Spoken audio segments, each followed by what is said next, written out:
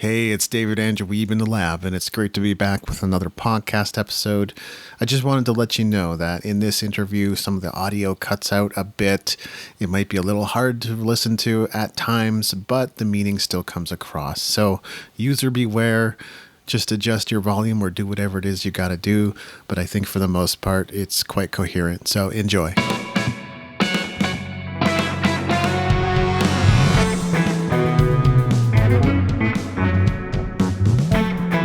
Listening to the New Music Industry with David Andrew Weeb.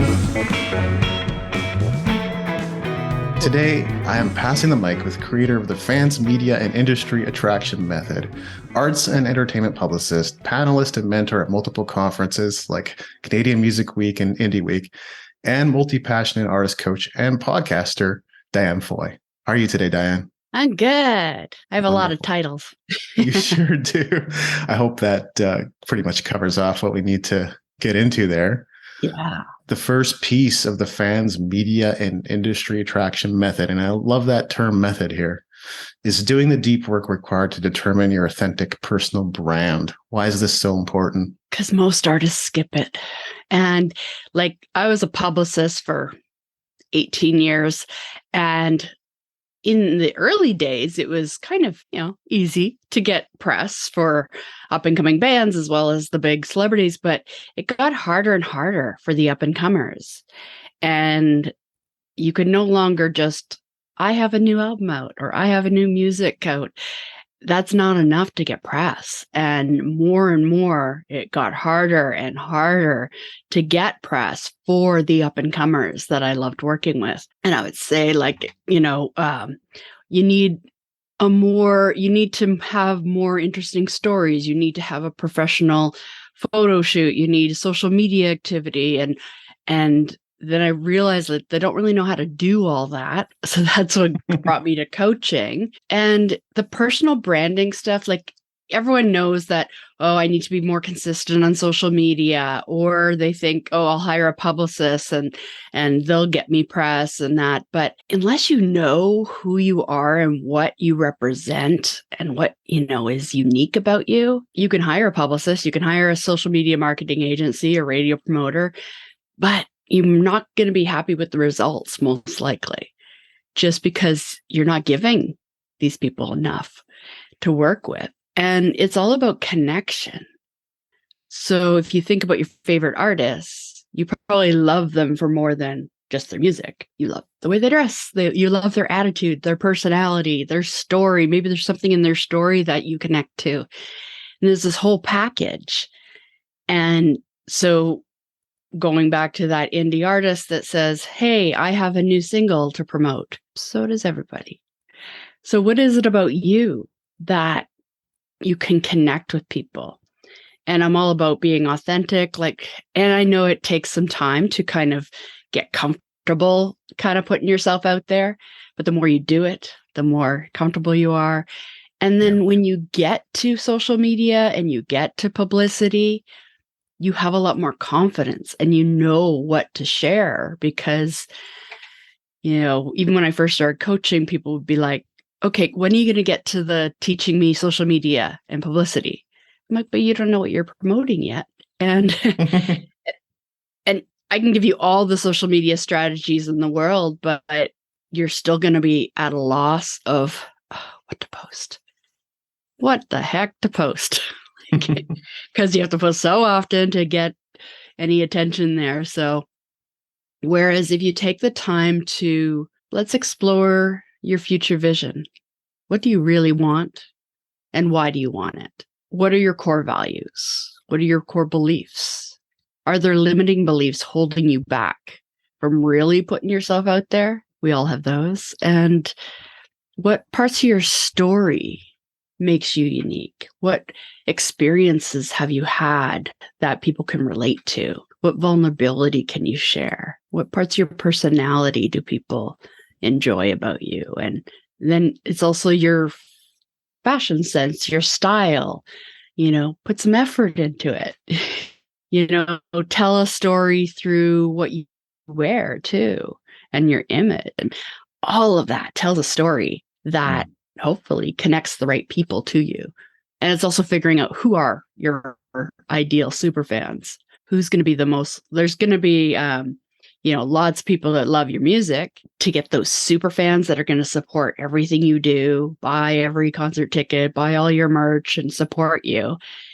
It takes that special extra connection. So who are those people that are most likely to appreciate all that you have to offer? Yeah, you explained it very well. And PR, I know it used to be like, let's choose which distribution service to use. And that was about the only thing you even had to think about. And that quickly changed as journalists and media people didn't enjoy receiving spam in their inbox anymore and had to start putting some criteria into place for outreach. So I know that was such a dramatic change with online PR, especially in the last 15, 20 years. Yeah, for sure. And then I think I have branding or personal branding, or let's say artist branding, as a foundational piece to the whole marketing equation as well. Everything that you said, really, I would have to echo. If you don't know who you are, what your purpose is, the difference you want to make in the world, the impact you want to have, then it's really hard to know how to market you effectively. Music for music's sake has been done, and most people don't care. There's just too much music for people to care. Yeah. And also, without your knowing your purpose and your why, it's too easy to quit. Yes. It's hard. It's hard to make a living. It's in the arts. It's hard to get noticed and stand out. And if you're not really clear about what you want and why you want it, it's too easy to quit because it's so hard, you know. But if you have very clear on what you want to achieve and why, what is the why behind it? And we all want to make an impact. Like, think about other people, not just you. Like, what's in it for you? Yes, you enjoy creating, and you love getting recognized for that. But you probably also want to make an impact with your music. And it's like, you all have those artists or those songs that just really changed your life or changed your mood that day and means so much to you. You probably want your music to do that to people too. So think about, what is that impact you want to make on the world, on those ideal super fans? And then the more clear you are, like, I'm a perfect example because I'm an introvert, and there's a reason why all my careers have been behind the scenes.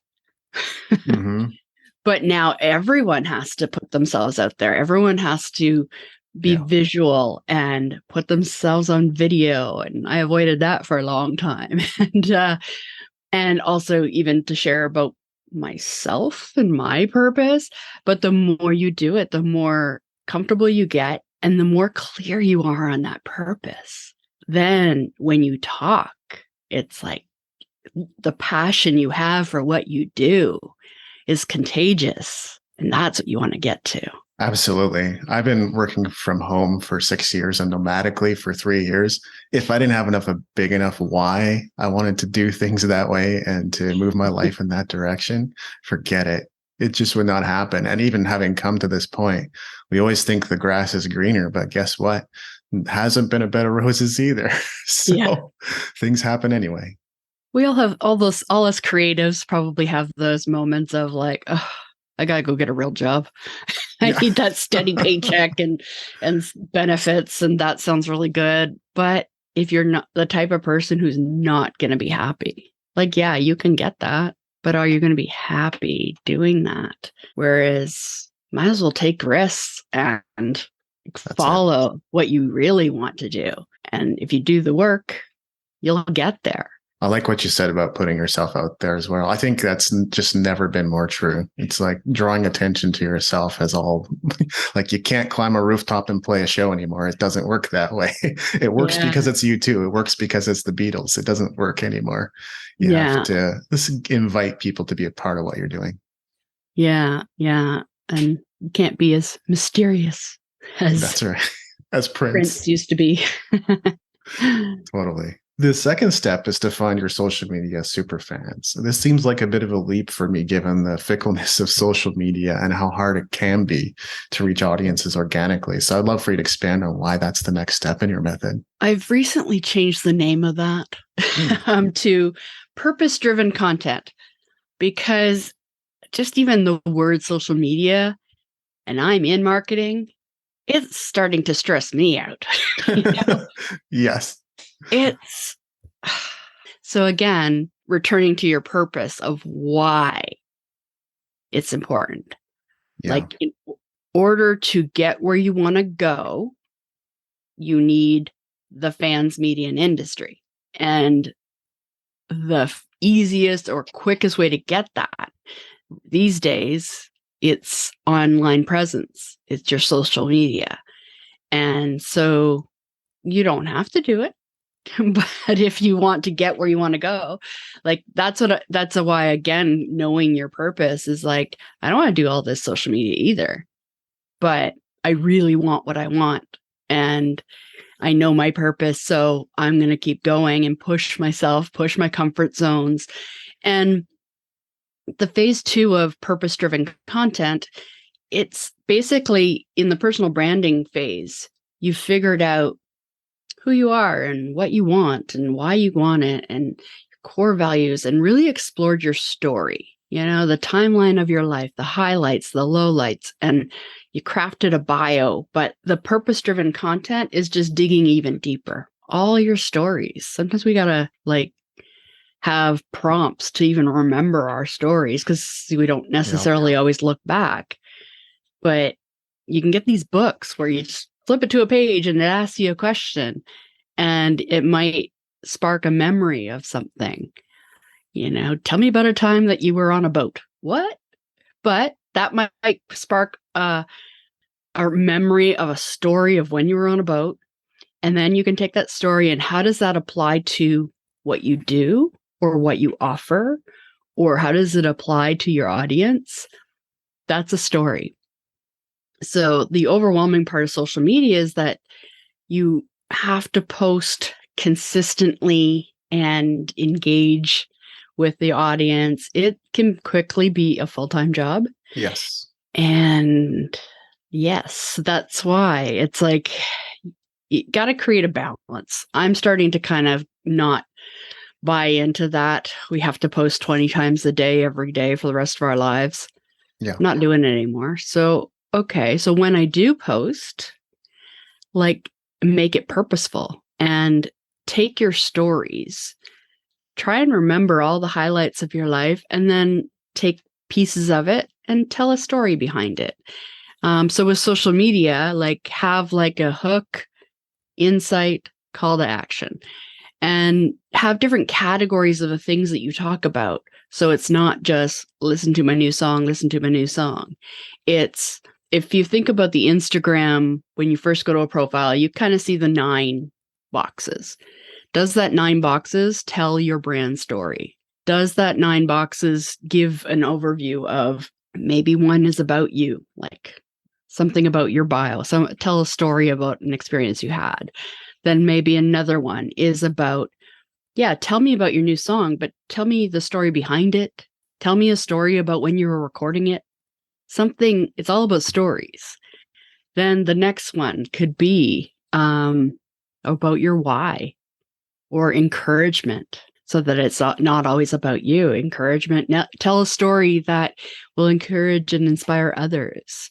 And so you have a variety of things that you talk about. And the first part of that is collecting your stories, so that when you are making a plan for social media, you don't have to start from scratch. You just go, what story do I want to tell today? What photo represents that story?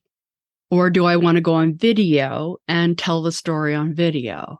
Or do I have any video footage from when I was recording the song that I could work into telling the story of the song?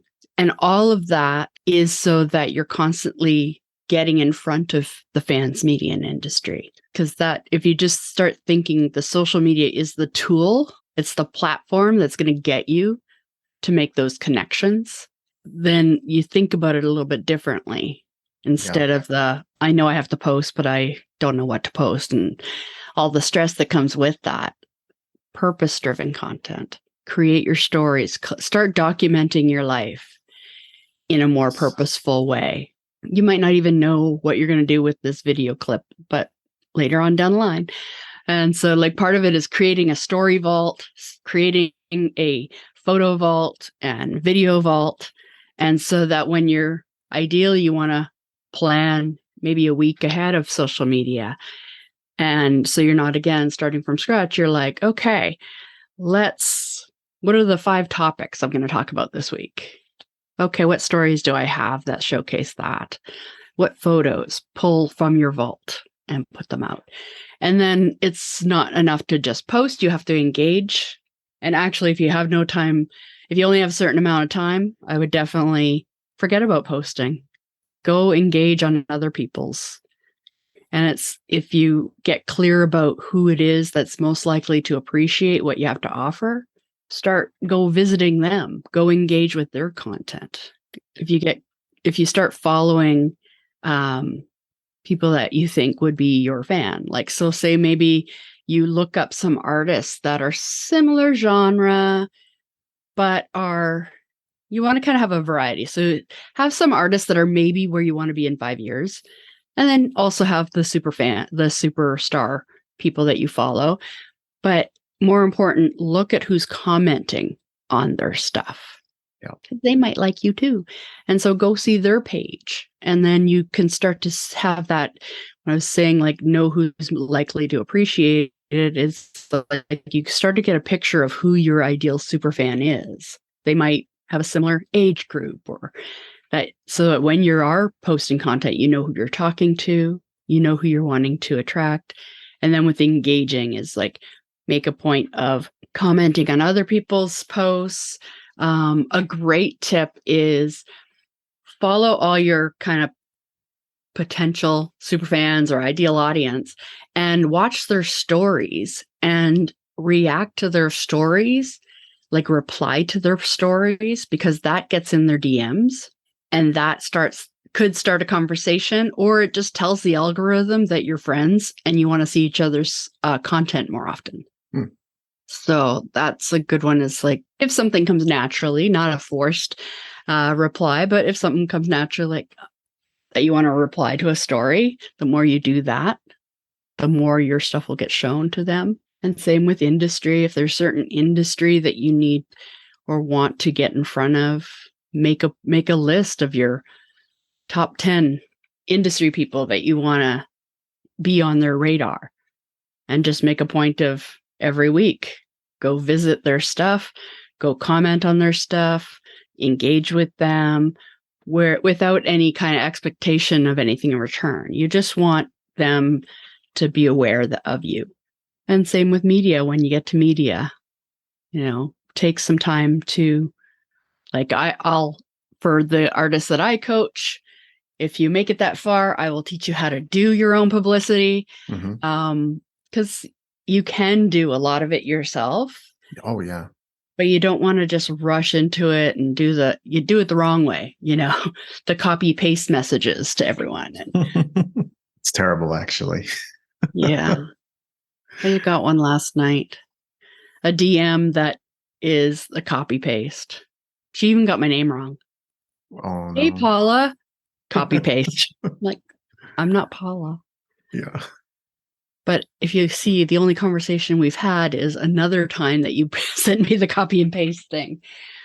You don't want to do that. Like, no. Engage with people without expecting anything in return.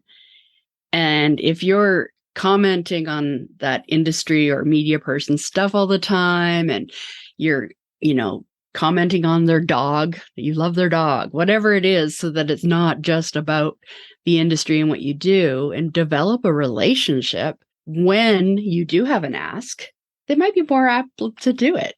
Okay, you need me to go vote something for you? Well, sure, I'll do that for you.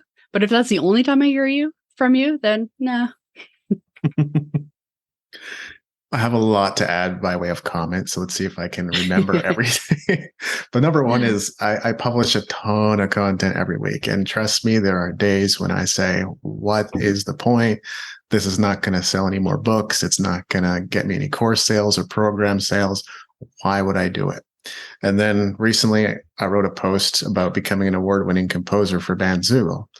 Well, that post got picked up then by Hypebot, a magazine that's interested in this piece. And that's why you do it. Those types of opportunities are rare. They don't come around every day. But that's one of the reasons why you just keep going, because you don't know who's reading, who's watching, who's looking. Yeah, you never know what's gonna hit. But if you only post once in a blue moon, Exactly. it could be the greatest post in the world, but nobody's gonna see it. Exactly. But if you're posting consistently, and it's quality every time, you never know. One thing can kind of put you in front of a lot of people. The second thing was I have started building my story repository, because something finally hit home for me about this, that people by now have probably heard most of what I have to share about how to. They know my method, they know my approach. They'd rather hear about, the kittens that I was living with for half weeks, or the vacation I've been on, or the miserable life events that have unfolded in the last month, than to hear about another how-to article. And the power of a story, rather than let's send an email campaign today, it's more like, what can I share a week I've just had, or about a recent experience, or even a past experience that fundamentally changed me. And those are far more powerful than just about any launch or sales message I've ever crafted, really. I've kind of slacked on the how-to content, because my brain doesn't think in 3 easy steps to do this. I want to sit you down and tell you everything I know. Definitely. And because that's more valuable. But I need to get better at doing some how-to content out there, instead of just always telling stories. But, it's good to have a balance. And yes, if you are doing how-to, maybe start with a story of why this how-to is important. Precisely. You have the opportunity to meld the two in a really powerful way. Yeah. Number 3 was present day marketing, which it seems to be moving more and more towards video, having YouTube as your home base on the web, driving traffic to your website or email list or music or whatever it may be, advertising. And those two things are like critical at this juncture, more so than any other social media platform. Like, I've pretty much reduced my focus to Twitter and YouTube now, because Twitter works to an extent, and YouTube, I love podcasting, and I've decided, like Charles Barkley, there's points when I quit and throw out, I podcasted forever. Who cares anymore? And I keep coming back to it. So I said, I've decided I'm going to keep podcasting with the full knowledge. Might not get more than 300 downloads per episode ever. Right. But those people that do listen will be more engaged. Way more engaged than, say, a YouTube viewer or a reader of a blog post. Yeah. Every other platform, it's short attention span. That's right. But exactly. I'd even, I'm starting to do podcast booking for other coaches and things like that. And, the statistics are like, most people that start a podcast episode, they finish it. So that's 20 to 60 minutes of dedicated time that people are listening to you.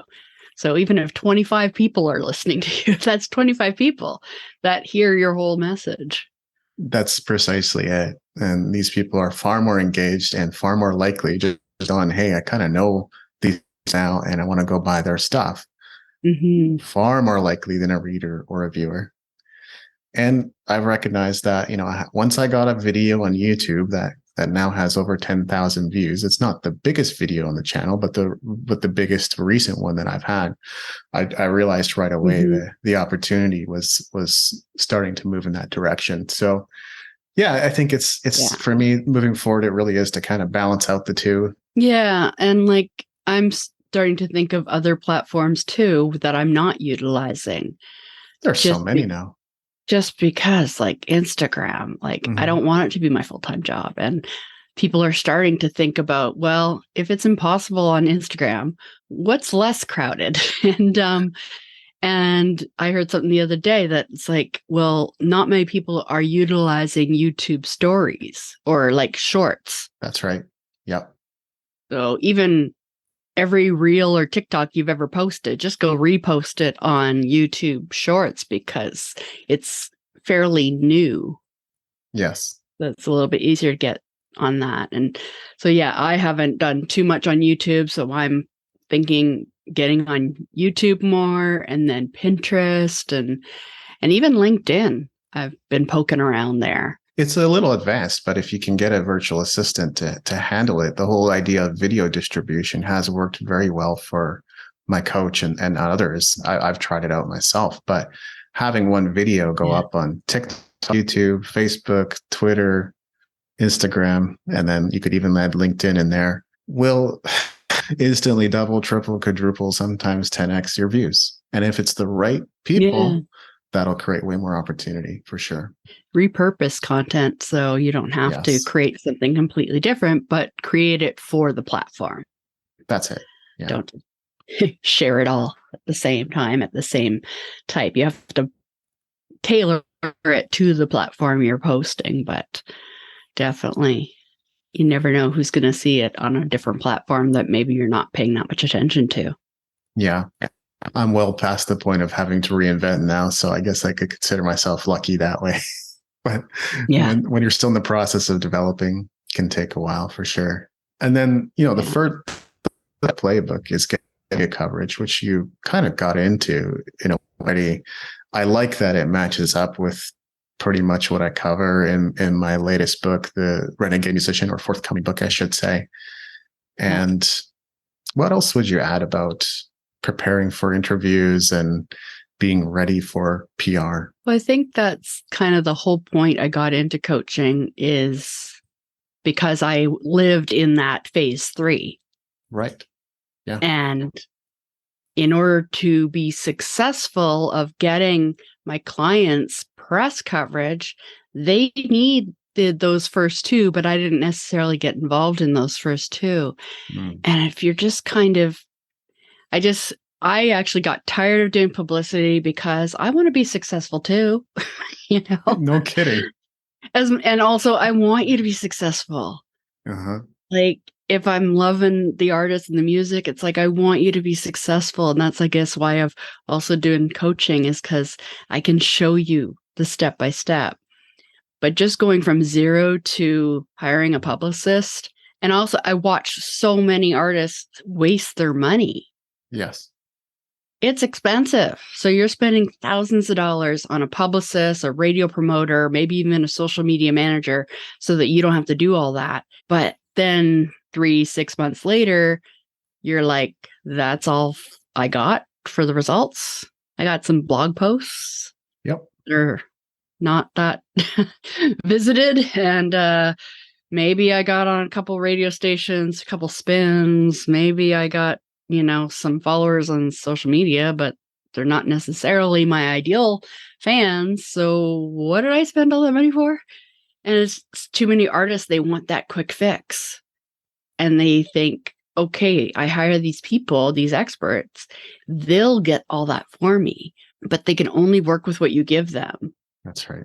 And it's hard to pitch, especially now, to say, here's yet another singer-songwriter with a new song and video. The bio doesn't say much other than where you're from, and you play guitar at age 8, and who cares? It's just the same story.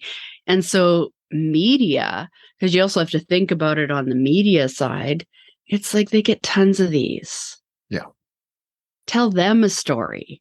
And so in my coaching, when we get to the media, it's by then you've already figured out your stories. You've already been putting yourself out there on social media. You've been doing videos. You've been telling your stories. By the time you get to the media, you could just go into hiring a publicist at that point. but you could also start to do some of it yourself.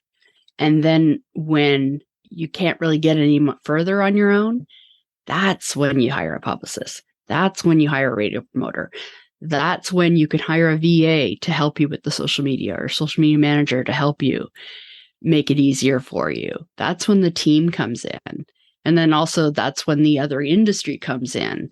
It's like same with publicity, but an agent is not going to take you on until you're already booking your tours and making money. And if you're not, then they're not interested. Because when it comes to like managers and labels and agents, they don't make money unless you make money. Whereas the marketing teams, you have to pay them. These other industries are even harder to get because they don't make money unless you do. So unless you're touring the world and booking your own shows and making money, it's hard to get an agent. So my plan with this whole method, Fans, Media, and Industry Attraction Method, taking you through personal branding, taking you through purpose-driven content, and doing some of your own publicity. At that point, media and industry and fans are all coming to you.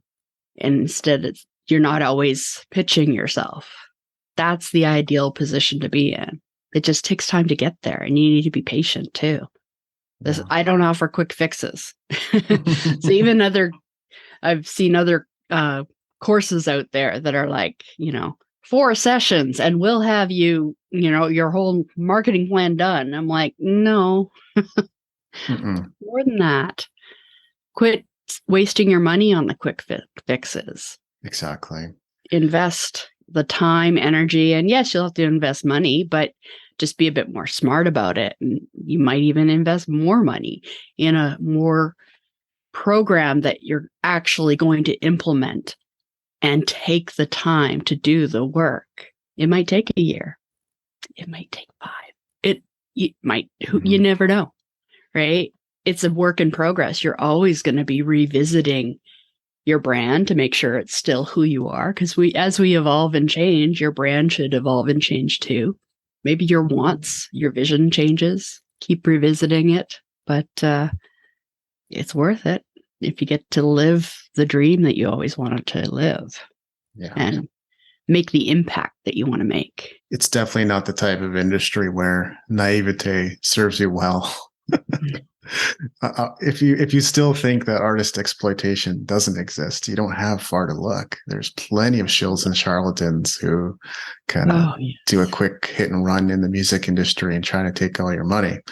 Maybe they offer a real service, but that real service is probably going to be the same as spending thousands of dollars in PR. Here you go, a couple of blog placements and 1 playlist. Yeah. Like, gee, thanks. I just spent $5,000 on that. Exactly.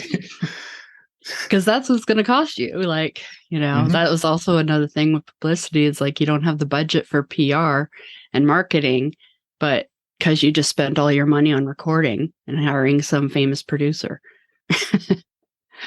Nobody's going to hear the recording unless you have a marketing budget. No, I mean, I had a friend who he's somewhat new to music, but he spent $40,000 on an album, on his first album. And I kind of said, why? He's like, no one seems to care that I'm 40, 50K in debt. And then I paid it off. And I said, dude, that's amazing, but it's not inspiring. You know what I mean? Like, we all have debt. So debt in itself is not inspiring. The inspiring part is, what did you do to raise yourself up and get out there and share your music? And, I mean, I wish him nothing but the best, right? But I'm like, that's usually not how a career begins. I understand how and why, but I think you could get 80% of the results for 10% of the budget. Yeah. And like, I do have noticed that too with some producers, even producers with big credits, they push because they have these big credits. And you think, if I just had this guy produce it and this guy's interested in working with me. Yes. I must be amazing. It's like, no, they got to make a living too. That's right. Not all their work is with the superstars. They need to actually, make a living too. And they'll promise you the world. And if it sounds too good to be true, it probably is the motto basically with the music industry. And that's, again, why I got into coaching, because I saw too many artists waste their money on PR. And I was always the honest PR publicist. So Yeah. I didn't get a lot of work either because I kept talking people out of hiring me. I get that. I mean, But there's a lot of people that will take your money oh, yeah, in and a heartbeat. make you all the promises so that you hire them. And then when you're like, why am I not getting the results? Then they'll kind of turn it on you because you didn't do this, this, and this. But maybe you should have done this, this, and this before you even thought about hiring someone. And it just takes time to kind of, learn. Everyone has to do a lot of the things you do, have to kind of make your own mistakes. Yes. And that's what you learn from. But hopefully coaches and mentors can help you, avoid some big expensive mistakes. Well, that's the key, right? Please do invest in coaching and mentorship if you're serious about a music career. That's another thing that's pretty stunning to me, that, we can just navigate this minefield all by ourselves. Boom. Whoops. Didn't mean for that to happen. And now our tour band busted and we can't play any more gigs and we have no income source. And oh my God, which could have been navigated much earlier in the process with the right coaching. Yeah. I don't know if you found this, but I find that there's not a lot of good coaches in the music industry. It feels like not a lot of good ones. That's musicians don't think about coaching in the way, whereas I work with actors too. And it's like they're used to having an acting coach. So it's not a big stretch to have a business acting coach or having a marketing coach and having a, whatever coach. It's like once you kind of see the value of coaching, once I saw the value of coaching, I got a coach for everything. But because it gets you where you want to go faster. And there's also the difference between consulting and coaching. There's a lot of consultants in the music industry that will tell you all the things you need to do, but maybe those steps are not right for you. And that's the thing with coaching, is we help you figure out what's best for you. So it's kind of a coach consultant / thing, because we do have the experience and the knowledge to share, but we also will help you figure out what path is right for you. Yeah, full stop. So this is not the end of the interview yet, but I just want to make sure listeners can get your playbook for free on your website, right? Yes. And I think I'm going to turn it into a course. I think that's a great idea. Yes. We're all about video these days. So, it'll still be free. Like right now you can get the free Fans Media and Industry Attraction Playbook, but I think soon I'm going to turn it into a mini course so I can walk you through it and maybe add on to some of the topics and if you ever want to turn it into an ebook and a paperback and a hardcover and Audible, I can help. That's what I do. So I think I do want all that. It's just, I think I will probably want help with the actual writing of it. Makes sense. I somehow block with that, right? It's like I could talk about everything I know for hours and hours and hours, but put me in front of a Word doc and I'm like, I got nothing to say. That's actually all I would need, is a transcript of you talking about all of those hours. And then you figure out how to put that into nice paragraphs. 100%. That's what I do. Yes. Yes. We need you. Yeah. I guess this kind of connects to everything we've been talking about already. And in a way, you've kind of answered it. But, just based on everything you've studied and looked at and everyone you've talked to, why do artists resist marketing? What's the reason? They do. They're getting better. But they resist it. And I think it's because it's kind of I don't know how young people have this, but they still do, is that it's old way of thinking of old music industry, right? Where back in the day you could just be an artist and you did wait and be discovered. And then some label and managers, agents, they do all that work for you and you can just create. But somehow they haven't figured out that doesn't exist anymore. And I get it if you grew up in that, but it's the young people I don't really get why what do you mean you're waiting for a label deal? Yes. Who are you? What label? And what do you think they're going to do for you? And Exactly. so I think it's just lack of education. Also, back in the past of the music industry, marketing and branding wasn't as authentic as Mm, you need it to be now. mm. Whereas, how many stories have you heard of the teen pop stars where the label managers, they put the image on them and it wasn't even them? Like, that's why Christina Aguilera's first album and second album are completely different. Hmm. It's like, first album, they put the brand on her as the girl next door, the cute little blonde. And then the next album, she got to do what she wanted and you get dirty. But it was more authentic to her. It's more who she is. And I certainly And wouldn't say it so, was a surprise because it kind of, I mean, everyone followed in those same footsteps. Britney Spears, Jessica Simpson, they all went yeah, from good to bad. And it was so yeah, predictable. But people like love to talk about that. That was big publicity in those days. yeah, yeah. Even Alanis, like, her first Mhm. albums were all pop dance. There are so many examples of the major labels putting a brand on you.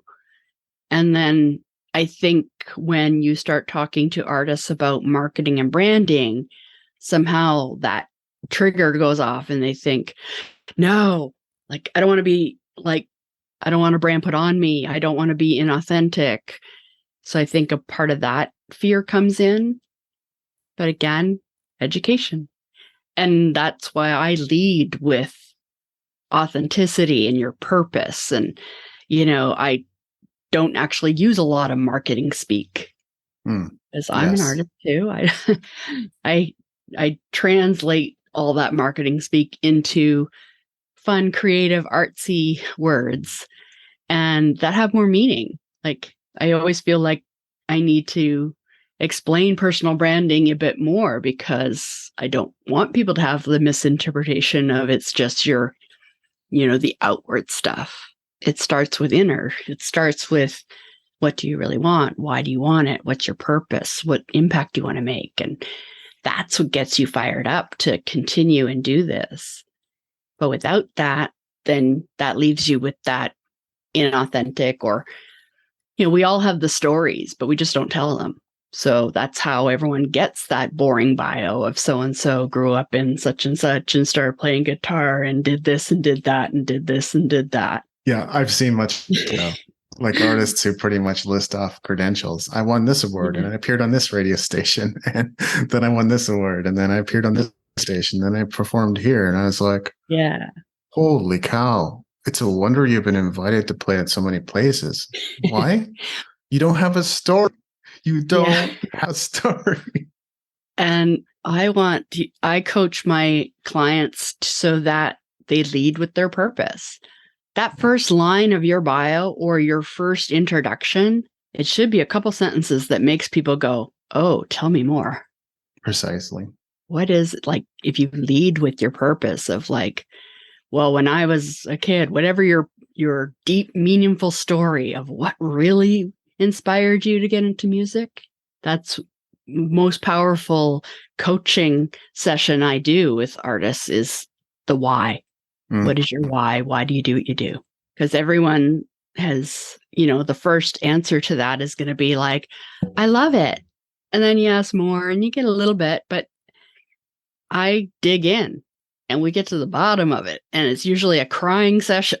It gets to the purpose of what is it really about? And that's what drives you. And if you could lead with that, that's what connects with people.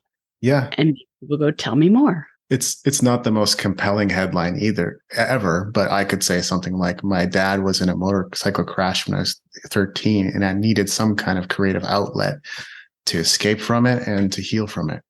That would be, my opener would be something like that. Yeah, that's way more interesting, Yeah, way more.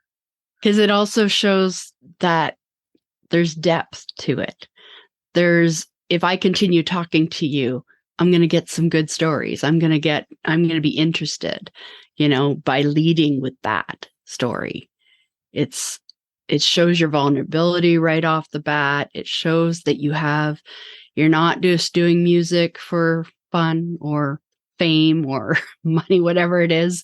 It's superficial. It's that deeper meaning. of why it's so important to you. And then that fires other people up to want to share more of themselves too. And that's where connection happens. I have a selfish question, although I think ultimately it's going to end up helping other people that are listening. And that would be, you've been a panelist and a mentor at a few different, let's say, notable conferences, which, as we know, have really just been online in the last couple of years. But how would someone like me go about landing more of those opportunities? I've certainly had a few great speaking gigs, but not as much as I would like. For most of mine, they just kind of happened. That's great. But now I guess I'm being more purposeful about it. I think I do want to I've been more of a mentor at Canadian Music Week. Yep. But one day I want to kind of run my own panel or have a workshop at it. And my plan for that is just to get more, to really come to them with an idea and a presentation. I'm not ready to do that yet. But that's, if you had an idea for a panel or a workshop for a conference like that, go for it, pitch it. But also, like, it's who you know. It's who is it that's picking the speakers at whatever conference. Where are you based? In Vancouver area. Oh, okay. You're Canadian too. Yes, I am. Yes. I'm from Vancouver as well, but I'm cool. Toronto based. Conferences are different there. I went to Breakout West once there. And I'm so used to Toronto where everyone's talking to each other and it's a big networking schmooze fest. And then I went to a conference in Vancouver and everyone's just standing there waiting to get in. No one's talking to anyone. You must have run into all the Albertans, because the Albertans are usually weird like that. And I'm like, don't you want to use this opportunity to, I don't know, industry people in the room, maybe talk to them and, I don't know, get free advice? I don't know. I'm not going to lie. Yeah, so it's different. I had a great time at DIY Musician Conference in Austin in 2019. Oh, yeah. But besides my friends and the contacts that I already had, I was surprised to find exactly the same thing. No one's posting to social media. No one's connecting with each other. I was like, why are you here again? Just to see Questlove? You should go shake his hand and ask him some things, Yeah. Canadian Music Week this past year was actually really cool because it was the first time live in a while, but it was smaller. It wasn't as big as it usually is, which also meant I got to meet and talk to Chuck D, which very cool. In the bigger context of Canadian Music Week a few years ago, that wouldn't have happened. It would have been, he'd be whisked off to the private area, right? But it was a little bit more, smaller. So you got to make more connections. There wasn't as many people, but it was good for the people that were there to make good, deeper connections. But back to your question, I would just research who is in charge of choosing speakers and workshops at whatever conference or festival that you want to be a part of. Have you been involved with Indie Week? I have talked to Daryl Hers, so I've had him on the podcast. Yeah. So like if you had an idea, I don't know if they still do it. They were doing those weekly things as well. Right. Like come up with a topic and, or we could do it together. We could just say, hey, we want to do a session on marketing and branding and we're here for you, and I could totally do that. I'm sure it'll be an easy yes. And that's a start anyways. Absolutely. And the more you do that, like, is there still a conference or whatever in Vancouver? Breakout West, and is there anything else happening? Obviously, there hasn't been a whole lot in the last 2 years, and I still need to get a little more acquainted with a local flavor. But we're gradually getting back to it. I think travel is starting to open up finally in a meaningful way. So, well, it's also like the same advice that I was giving artists back an hour ago whenever we started, is the same to you. Research the key people, decision makers, and start building a relationship with them long before you ever ask. Yeah. And find them, like make a sheet of accounts on Instagram that you're going to visit every week. Make a point of connecting with them and talking to them and just asking about what they do and be a resource for them. Yes. Like, hey, I thought you'd appreciate this article. I thought you'd find it interesting. Here you go. Be a resource for them. And then down the line, it's a lot easier to say, hey, I have an idea for a panel. Or maybe you don't want to start with that. Maybe you want to be the moderator of a panel they already have in the works, and you could be the moderator. They're always looking for people like that too, to be the host and be the moderator between the panelists. Yeah, I think you're spot on. I recently found a musician coach who was doing, I think, weekly lessons on Discord. So I thought to myself, well, really, I could take a load off your shoulders and offer something one of those weeks, you know? Yeah. Yeah. Discord's another one I got to look into. That's what I was thinking. It's like, I'm not going to build my own, but if I can be a part of other people's Discords, that'd be pretty cool. Yeah. And then even if you do have your own, like you have your podcast, like you can also repurpose. Yeah. And also offer them something. Like if you're, you want to be on their platform, invite them on your platform if it's a fit. And they already have been, incidentally. So yeah. So yeah, that's my plan of doing these things. It's just being more intentional with it.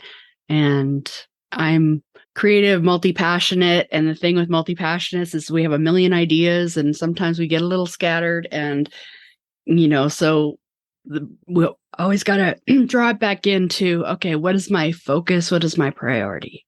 Other things you can write down for future. Yeah, it's so true. I mean, I pretty much refer to myself in the same manner. I don't always talk about it, but besides music, I mean, I write very competently. I speak very well. I've been called one of the best interviewers by some of my friends, maybe not notable, but nevertheless, I'm a great speaker and presenter. I can make videos. I can make audios. There's just so many things. I'm in the process of establishing multiple niche websites again, something I did years ago. So web design, graphic design, definitely multi-passionate. Yeah. And that's a part of why I really focus on multi-passionates, because the world always tells us that you can't do all that. You do have to focus and you do have to narrow it down and all that advice. And I've just got to the point that I'm rejecting that. And even when I start coaching, they still tell you niche down, niche down, niche down. And I did. But then my favorite clients were the clients that were multi-passionate. It's like I narrowed down to I help musicians and actors, but the musicians and actors that I loved working with the most and the ones that were attracted to me were multi-passionate. They're a musician, but they're also a animator, filmmaker, or singer-songwriter, yoga instructor, sound healer, or they're an actor and they're also a graphic designer. And, these are my favorite people. And they would kind of reluctantly tell me that they do these other things because they expected me to say, you got to narrow down, you got to niche down. And I was like, that's exciting. Let's do it. And they're like, what? Yes, you can do all that. Maybe not all at once. There's ways of focusing. So like I have a million ideas, but I have to go, okay, this is my priority in the next few months. I'm working on creating a course for the Fans Media Industry Attraction Method, both the free option, which there'll be a free course about the method kind of based on the playbook, but that playbook is pretty much what I coach artists through, and it's been mostly one-on-one coaching for the last few years. So I want to help more people and also make it more affordable for people. So, work it into like a group program course. So that's kind of my priority right now. But one day that Canadian Music Week workshop and book that you're going to help me write and all that. Absolutely. Yeah. Got to have big dreams and the passion and drive and focus to get there. That's right. It'll happen. The meme of it all for me is I tried to focus and focus made me miserable. I pretty much do things in 90-day increments now. It's like, this is the campaign. Yeah. Okay. I can focus on a campaign for 90 days. If it means I can prepare 2 books and a newsletter and a members only audios. Sure. This is the section of the podcast that is lovingly called Not the Tim Ferriss section, where I delve a little bit deeper into the personality of the guest. And you can provide answers that are short or long. It doesn't matter. What's the last YouTube video you watched? It was probably something today. It's hard to remember, isn't it? What was I watching? It was a how-to for something. I'm always figuring out my own tech. So what am I working on? I'm working on that course platform, and I probably watched a video of how to, what was the last one? Something to do with how to set up your course or insert your content. Something like that. Yeah. I was also probably recording. Oh, you know what it was? Is that I discovered I could do it on Canva. Oh, yeah. That's so right. That I made the slides in Canva, and I was Googling, so how do I screen share, and do I do Zoom? I have live webinar, I have a video thing, and then it was like, oh, you could just do it in Canva. And then there was a video on how to do that. And I'm like, well, that's easy. That's right. I just had a friend who made slides for her course in Canva. And you can make it so that your face is in a little circle at the bottom. Yeah. You can do that with Loom as well. Loom is also a pretty great piece of software. Right. Loom came up as well. Yeah. Yeah. What is your daily routine like? I'm not a morning person. So, but yet the first thing I do when I wake up is grab my phone. I have that bad habit. So yeah, in bed, I'm surrounded by cats. I'm looking on my phone of all the new email updates and social media updates. And then sometimes I look at the news, and then I put the phone back down and try and sleep some more. Then when I eventually force myself to get up, I work for a while before I get to I should go eat. So yeah, then I'm in my little closet office, work a little bit, then I gotta go eat. Then I make some tea, have a little break, eat, come back, work on my computer. Basically, I'm working on my computer a lot. Okay. It sounds exactly like my days. Forgetting to eat and going, oh, what time is it?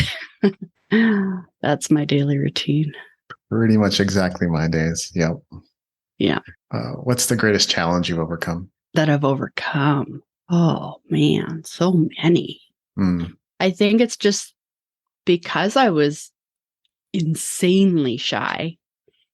And it's part of my why I do what I do and why I love arts and entertainment so much is because when I was a kid, I was too shy to be a performer myself.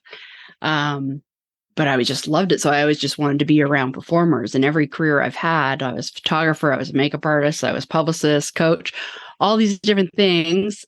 And it was all the purpose to be around performers. And I think over the years, I've overcome my shyness, and I'm getting comfortable. Now my challenge is being on video more. But yeah, I can be a public speaker now. I've taught courses and I don't think about it anymore. I think I'm just more confident in who I am and what I offer and what my knowledge is. And I'm just eager to share it all and with everyone so I could help others. And yeah, help others overcome everything that's holding them back. I feel like I was a late bloomer. You know, I held myself back for so long, and I still do. And it's pushing forward. And now I'm like, that's why I love doing what I do. Because even my childhood impression of performers, that they're all extroverted and confident. And well, we know that's not true. There's many introvert musicians and artists and performers that they want to hide behind their art. And they think because I'm the first one to say, I don't want to be doing this, or I wasn't comfortable doing this. It takes practice. And now I can help other artists come out of their shell, express themselves, tell their stories. And in a way that when we get to the why part, and it's telling your vulnerability, and sometimes it's traumatic. People have had traumatic lives or experiences. And you're like, in what world would I ever lead with this story? Right. You know? But I've seen it happen so many times where once you verbalize it, it's so freeing that you think, oh, I've never, like, they tell me I'm the first person they tell. And then all of a sudden they're telling everybody. They're like, I'm in. It's so freeing. And so I love being able to help people and artists to overcome all that stuff that holds us back, and having the tools to express yourself and put yourself out there. And the more you do it, the more comfortable you are. And I think because where I came from, so quiet, reserved, not sharing who I am, and now I'm doing it, I think you could do it too. What you said about putting yourself out there, the reason I got into network marketing for about 4 or 5 years is to gain some more people and communication skills and to come out of my shell. And I got from talking to one person today and saying hi, having meaningful conversations with 5 people a day eventually. And it got hilarious at points, really. I got the call, the cops called on me once because someone thought I was creepy. And I am a teddy bear. I don't do anything to anyone without full consent ever. But but they just interpreted the situation differently. But yeah, it's hilarious. It was worth doing, despite whatever things showed up on my path that were weird. Yeah, and part of it's just showing up, because even when I started going to conferences where I didn't know anybody, and other people would show up like 4 o'clock in the afternoon and after partying all night. And I'd be like, especially in the early days, I was at that hotel at 11 o'clock, didn't know anybody, but I showed my face. I showed up, and you show up often enough, people start talking to you. That's right. Show up, be happy, be smiley, be open to talk to people, even if you're not comfortable starting the conversation or talking to people yet. You'll get there. But even just show up, meet one person, then that person's going to contact. I tell people, if they're coming to, I try to get artists to come to Canadian Music Week, because I'm like, why are you not there? Even if you're an artist playing, why are you not at the hotel during the day? And I don't really know what's going on there, or I don't really know anyone. I'm like, you know me. You come say hi to me. I introduce you to everyone I know. You go to panels, you talk to the people beside you. And before you know it, you've got lots of people that you're hanging with, and you never know what can happen from that. Yes. Show up is the big part. It's a big reason why I insist on publishing daily. There would be no other reason except to maybe document the journey. But you get a lot of the low-hanging fruit opportunities that other people miss by virtue of just being there. Yeah. Even a lot of the people that I've met or got to work with, like, how do you know so-and-so? Or how did you meet so-and-so? I'm like, I was there. Absolutely. Especially if you're in a band and you're playing bars and you need to be out, like, same music industry. I was out 4 or 5 nights a week. With Daryl Hers from Indie Week, and we paid our dues where we're out every single night. And when the rock star comes to town and they're at the Bovine, we're there because we're already there. Like, but if you go out once a month, maybe the night before you're playing, to convince people to go see you, not going to work. You got to be out there seeing other bands and supporting each other so that they'll come to your show too, and meeting fans, meeting the people that are out going to shows. Now I never leave my house, but I've paid my dues.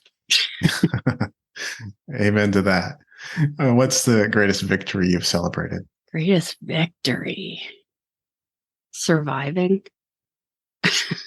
Surviving. I think I've been in my own business for 18 years now, surviving and still staying with it. Like it's a roller coaster. And yeah, it's like one day not knowing how you're going to pay your rent. And then, then all of a sudden it's busy and you're doing everything you love and you get these dream opportunities and then nothing. And it's that roller coaster. And also because I change my focus from time to time, and sometimes you're starting over again. And, just being able to, I think, to overcome all the playing it safe and being able to be comfortable with risk. I think that's the biggest thing to overcome, is just to still be chasing my dreams and still be being a resource for artists, which is the whole reason I got into this, is to help artists. So to still just even have more to offer now. Yep. And yes, my cat has joined us. Welcome. Yeah, it's confounding and confusing at times, but 100% my experience as well. I'll see, book sales stagnate for a period and just go, I don't even understand. They was selling pretty steadily for quite a while. And then suddenly it pops up to 10 or 20 sales in a day. And you're like, what just happened? And it's just a repeat. You can't control anything. You can't predict anything. And that's it. It's also focusing on what you can control.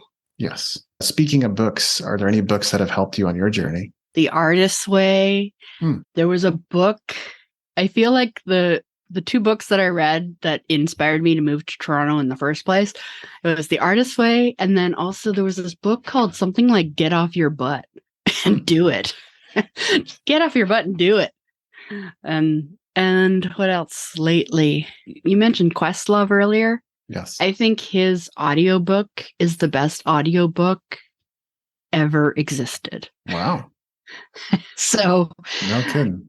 Questlove, Creative Quest. I got the hardcover copy of the book, I think because I saw him speak somewhere and it was autographed and whatever, but invest in the audiobook because he's a musician and he's a producer and a DJ. He DJs the whole damn thing. Wow. And so he's telling, it's a creativity book, but he's telling the behind the scenes stories of creativity of Prince, of Michael Jackson, of David Bowie. It's like all these people that he's experienced and worked with and witnessed their creative process. So he's telling stories about these people's creative process, all the while DJing it. It's the greatest audiobook ever. For being multi-passionate, there's Barbara Shear's Refuse to Choose. There's another book called The Renaissance Soul. Those are two books that I feel are the Bibles of multi-passionates and multi-potentialites. It's how to, I draw some of my coaching from those books of how to manage when you have so many passions and how to figure out what to focus on and things like that. I have a lot of creativity books and get off your butt books and branding books. And for personal branding, the one that's pretty amazing right now is called Simply Be I don't know if that's her book called, but it's Simply Be is I think it's the title of the book. And that's her marketing agency. It gives a kind of an authentic view on personal branding, and some of the things that I talk about too had a similar view on personal branding. Yeah, those personal libraries are so key. Well, we've gone well over an hour, so thanks for your time and generosity, Diane. Is there anything else I should have asked? No. And I'm just looking at the time going, oh, wait, I have another interview at 4. What is anything else you have to ask? I have a podcast called Multi-Passionate Artists, Yep. and it was kind of interview based, but again, talking about, overcoming your comfort zones. There's a reason I started with podcasts, so I didn't have to be on camera at the time, and also putting the focus on other people was good. But now I'm pushing myself to do more solo shows, and also I want to do coaching episodes. So if anyone's interested in getting a free coaching session and having it air on the podcast, connect with me. That's so funny because I had a very similar idea too. Yeah. I offered it in one of my recent bundles, and I said, you'll get a YouTube feature if you want it. We'll show a band transformation or artist transformation. Oh, yeah. Cool. Yeah. Yeah. Because you get experience coaching through something that you're struggling with, or whether it's about personal branding or PR, or if you just have questions. We could do a Q&A session, but it'll be on the podcast so that other people can benefit from it too. So my website is dianefoy.com. And I think the volunteer one is just dianefoy.com/volunteer to volunteer for the podcast, to be coached. And yes, and also dianefoy.com/freebie for the free resource of the Fans, Media, and Industry Attraction Playbook. That will soon be a mini course. Great. Well, everyone, make sure to take advantage of what Diane's offering here. It sounds amazing. The playbook is well worth it. So thanks again for being part of the show. Thank you so much. This is fun. Over the years, people have said to me, DA, I really resonate with your writing. I think you should start a magazine. Well, we've been planning this for a while. It's not a magazine, but it is a print newsletter, our brand new print newsletter, Elite Players Newsletter. If you haven't had the opportunity to check it out yet, you want to go to musicentrepreneurhq.com/elite newsletter. That's ELITE newsletter. You get 4 incredible bonuses just for signing up to receive the first 2 issues, including 4 group Q&A and coaching sessions, members-only audios, a lifetime subscription, no less, my latest book, The Music Entrepreneur Companion Guide. You're going to get a physical hardcover copy, and my forthcoming book, The Renegade Musician, also a physical hardcover copy. So go to musicentrepreneurhq.com/elite newsletter to learn more about this incredible offer.